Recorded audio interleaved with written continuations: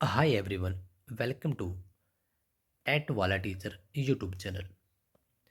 सो guys, dyspraxia यह एक disabilities है। डिसेबिलिटीज को हम हिंदी में बोलते हैं विकार। तो यह एक विकार है, बच्चों में होता है। यहाँ पर एक प्यारी सी तस्वीर भी दी गई है बच्चे की। कैसे? जैसे कि एक छोटा सा प्यारा बच्चा है, इसके हाथ में एक साइकिल है और साइकिल से यह गिर गया है और अब ये बस रोने वाला है। रोया नहीं है, रोने वाला है।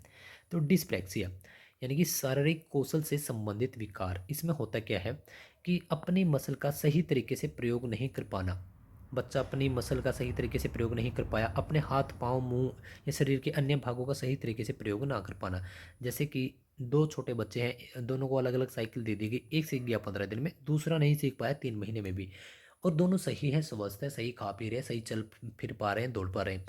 तो जैसे कि यह बच्चा भी सही चल पा रहा है, लेकिन अभी यह साइकिल नहीं सीखा है। क्यों? क्योंकि हो सकता है कि भाई यह अपने जब साइकिल चलाने की कोशिश करता है, अपने पाँव उसी मोमेंट में यह यूज नहीं कर पाता।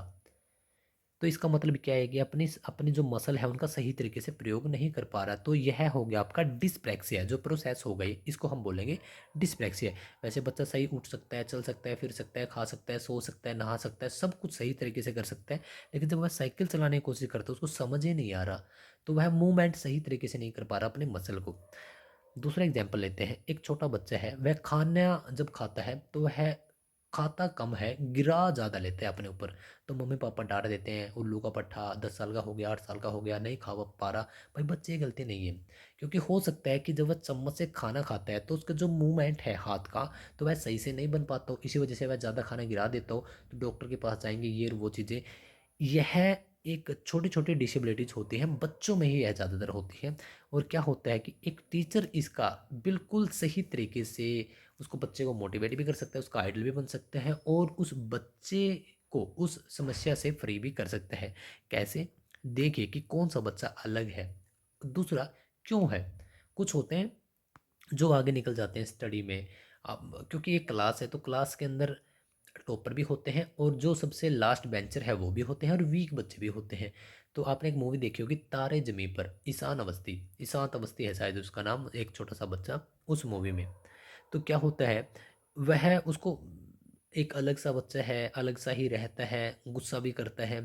लेकिन आमिर खान साहब फाइन आर्ट के टीचर होते हैं तो वह पहचान लेते हैं और कोई टीचर नहीं देखता। तो आपका काम भी यही होना चाहिए कि बच्चे की समस्या तक पहुँचे।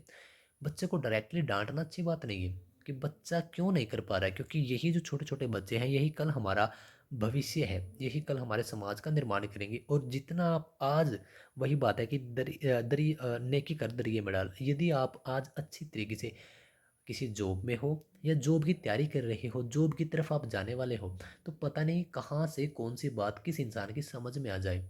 तो भाई आपको सिर्फ एक ही काम करना है। पैसे आप नो डाउट कमा लोगे, लेकिन आपको एक ही काम करना है कि आपके बिहाफ पर जितने बच्चों को आप अच्छे तरीके से समझा सकते हो, पढ़ा सकते हो, बस उतना ही आपको काम करना है। ये मारना पीटना ये तो बहुत दूर की बातें हैं। अच्छे तरीके से बच्चों के साथ बिहेव कीजिए, उनकी डिसेबिलिटीज़ को पहचानिए, उनके अच्छे गुणों को पहचानिए, उनको प्रोत्साहित कीजिए। यही होता है एक अच्छे अध्यापक का कार्य। तो बहुत सारी वीडियोज़ हैं इसी यूट्यूब चैनल पर, इसी वजह से आपको यह चैनल सब्सक्राइब ज़रूर कर लेना चाहिए, क्योंकि आपको बहुत कुछ सीखने को मिलेगा। इस वीडियो को यदि अभी तक आपने लाइक नहीं किया तो लाइक भी कर दो, क्योंकि मुझे भी काफ़ी मोटिवेशन मिलता है कि yes, I am on the right track.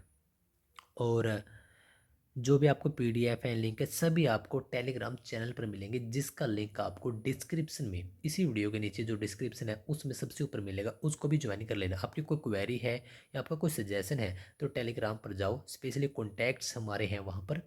आप हमें डायरेक्ट आपके सुझाव, जानकारी या इन्फॉर्मेशन कुछ भी है, आप कॉन्टैक्ट कर सकते हो। तो हमेशा अपने सपनों को जिंदा रखिए, उसी की तरफ आराम आराम से बढ़ते रहिए। Thank you.